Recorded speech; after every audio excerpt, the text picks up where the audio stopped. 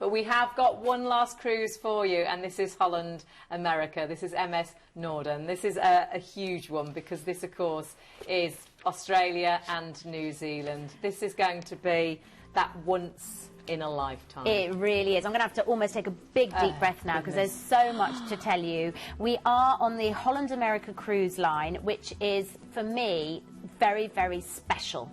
I think it's such a wonderful mixture of like state-of-the-art facilities. Everything is beautiful and modern, but it's very elegant. Very, very, you've got that sort of traditional elegance in some of the dining rooms. Amazing buffets, dress-up dinners, hors d'oeuvres on your balcony, or you can have a picnic on the beach. There's so many different options. Las Vegas style production shows, really talented people to entertain you, amazing food. I do love a spa personally, Hayley. I'm sure you do. You're nodding. You know, that's really nice. Yeah, just go and you just waft out and you can just gonna get so relaxed. You've got Explorations Cafe as well, so if you want to go and listen to music, they've got stations where you can do that, or you just want to read a book and kind of hide away, you can. You've got a lovely kids entertainment as well, so if you've got small children with you, there's a huge playroom supervised by incredible staff, so they've got stuff to do, and as they've got stuff for older children as well. There really is something for everybody on this ship. Oh, wow. This is going to be absolutely amazing. I don't know where to start. Where are we going? We're flying from London to Sydney. Right, we are. So you're going overnight and then you arrive in Sydney and you're going to a hotel for a 2-night stay. That's perfect, I think that's a really good idea, actually, because there's no getting away from it. It's a long flight. So it's quite nice just to kind of gather yourself and take in a bit of Sydney as well. And you want to see Sydney? Yeah, you don't want to sail straight off because Sydney is the most incredible place. You've got to go and see that view of the Sydney Opera House and the Sydney Harbour Bridge. You know, it's a real feeling of space when you're in Sydney. It's a complete opposite to, like, say, Manchester or London or Birmingham. Everything is so sort of spread out. Yeah, spaced out. You could even go and do a little trip to Bondi Beach if you wanted to, but you've also got plenty to do in Sydney itself. And just looking at this, imagine just sailing out of Sydney as well once you've finished. It's going to be so beautiful. You have got the Blue Mountains. You could go and explore those. The food in Sydney is well priced as well. Everything is quite reasonable for eating out. Fabulous. It's not too bad at all, and very fresh. They're really into their fresh produce, amazing fish and all that kind of thing. So that'll be a lovely start to your trip. While you get into the time zone and all of that as well, it'll be really wonderful. Perfect. And then you can get excited about transferring from your hotel to the port for 14 nights of cruising. Wow. I know, unbelievable. And where are we heading to first? We've got a day at sea, which is great, so we're going to be able to enjoy the ship. Yeah, get used to the ship. Where are we heading to?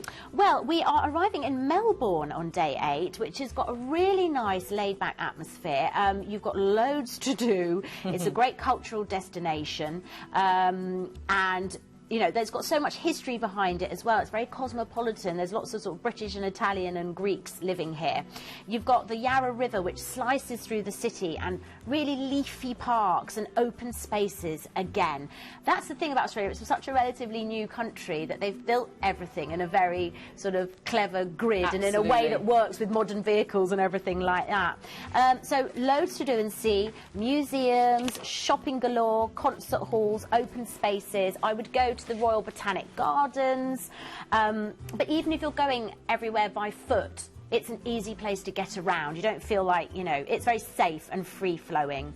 Then we've got a day at sea, and then we're heading off to Hobart in Tasmania. So this has got a real mix of sort of modern and historic charm as well. Right. You've got amazing colonial architecture, and lots of very creative people live in and around the port itself as well.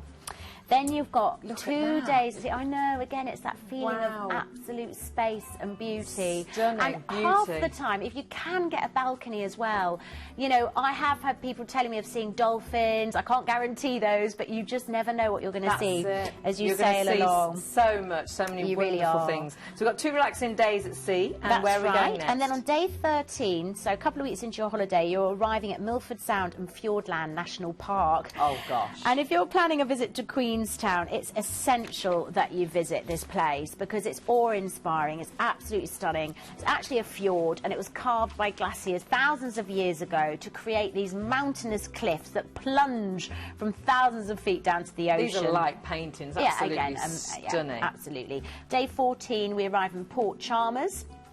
And the bay offers really beautiful views of Otago's harbour and the coastal landscape. It's a very good spot for fishing. And then day 15, your ship's going to sail into Akaroa and tend here. A lovely port to wander around again. And, you know, we're in New Zealand now. How many people actually can say they've been? Obviously, as far as you can get from home. So this is, as Hayley has already said, trip of a lifetime. Then we're arriving in Picton as well, and it's worth seeing. You can see from the map here, you really are going around, you extensively as well. So seeing as you've travelled this far, wow, you know, you get to see a lot of it. Then day 17, we arrive in Wellington, which is New Zealand's very cosmopolitan capital city. It's located at the southern tip of the North Island, and it's an incredible place. You've got great shopping. You've got the waterfront area, which you must have a walk around, and you can get there very easily from where your cruise will be docking.